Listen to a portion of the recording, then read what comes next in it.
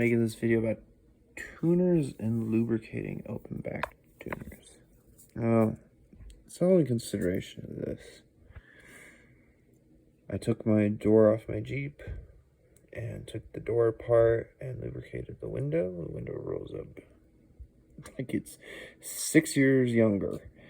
And honestly, the door hinge opens so freely, it's almost disturbing now. Before it was sticking. And so I thought, why not try it on my tuners? It ain't gonna hurt anything if I put a drop on there. And then I got to thinking about the gear ratios, and I've been looking at old photos of the original Grovers. And the original Grovers had 12 gear teeth, and these is 16. And how energy transfers through the tuning post, string post. I can't remember the contemporary term. It's a post that you put your string around, and the metal used for the gears on these Waverlys versus the old Grovers. And well, considering how thicker saddles and thicker nuts and thicker frets and all that stuff make a very strong sort of, it's not a sponge, what am I saying? Anyway, I'm gonna get back on topic here. So I just put a few drops of the silicone D20 or WD-40 on here, and we're gonna see what that offers. Also, if these are brass, it's softer materials, so it's basically self-lubricating. But if you get really close, and the machining is very nice, but you can see all the little hairs that sort of gather, and so you definitely have to clean them periodically. But I'm more interested in how energy transfers from the string through the string post into the back plate, and how it connects to, there you go, to the head, and how all that locks up. Now, my main interest is the gear teeth ratios. So if you have 12 gear teeth versus 16, that means that the threading here is thinner. This is all thinner.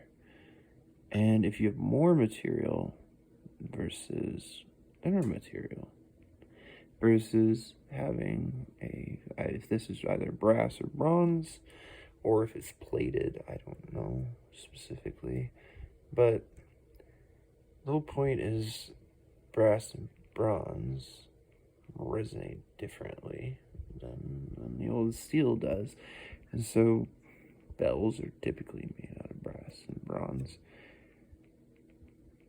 which you would think potentially, because this is locked with this, so the string wraps around the post, and that's pulling and adding tension to this based on the tensioners, and they got little springs in here too that you can see under there,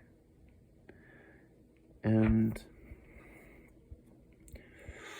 that resists rotation for the string to unwind. So maybe I'll email the companies. I'm really curious if they have any studies done on this and what we could learn from it based on the gear teeth ratios, and how fine-tuning the sensors to actually analyze the difference between the gear tooth material and the gear teeth ratios and the thickness here. And it's going to be so subtle, but it's one of those things that when you have a guitar like this, it's just taking it that extra little bit to understand that is the thicker threading and the thicker gear teeth, is that going to allow more energy to travel through? Because you also have to think about air too. So as these teeth are resonating and the headstock's resonating, that means more surface area for air to be in contact with the gear teeth. And, well, that could logically, right? At least in my brain, think that that would be inferior for tone. And I want tone. I want sound superiority. So if this is one little tiny little thing that we could make just a fraction better, let's fucking do it.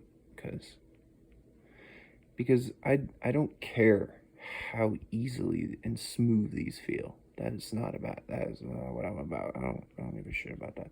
I know these are self-lubricating. It's a softer material if it's bronze or brass or steel.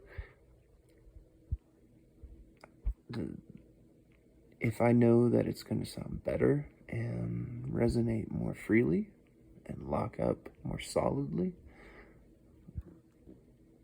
then it's something that is worth pursuing for an authentic versus comfort, to the musician. It's the same thing as the truss rod. You have the truss rod, which is comfortable for a musician and a luthier, but it does not sound as good. And also, tuning a neck is 10 times more difficult, so the instrument becomes that much more special because it's better naturally without all the little tricks of technology.